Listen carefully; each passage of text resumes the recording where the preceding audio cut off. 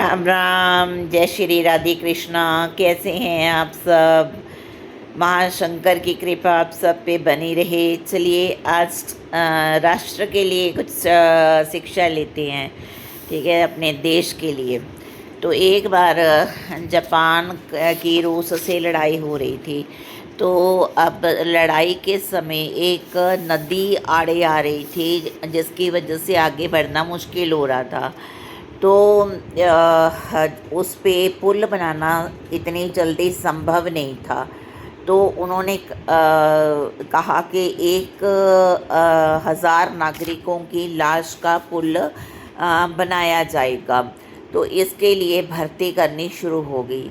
तो 1,000 की जगह 4,000 नागरिक इकट्ठे हो गए राष्ट्र की सेवा को करने के लिए।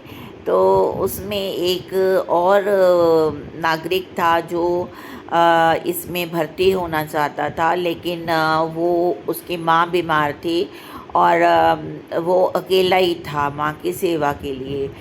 तो इसलिए उसको मना कर दिया गया, उसको नहीं लिया गया भर्ती में।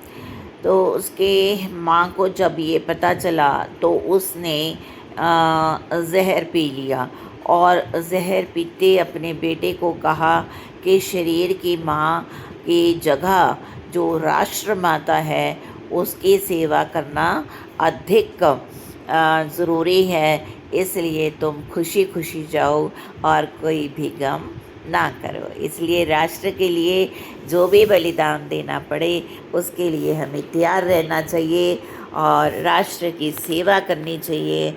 छोटे छोटे कार्यों से भी सेवा हो सकती है। हमारे बच्चों में देशभक्ति की भावना पैदा करनी चाहिए।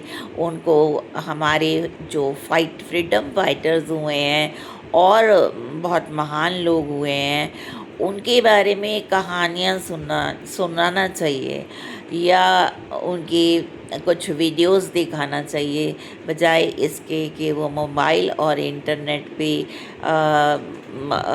बेकार चीज़ें देखें जिसका ज़िंदगी में कोई भी फ़ायदा नहीं होने वाला है और वहाँ से कुछ भी वो सीखने वाले नहीं हैं।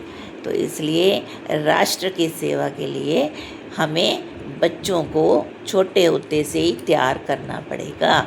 धन्यवाद। God bless you.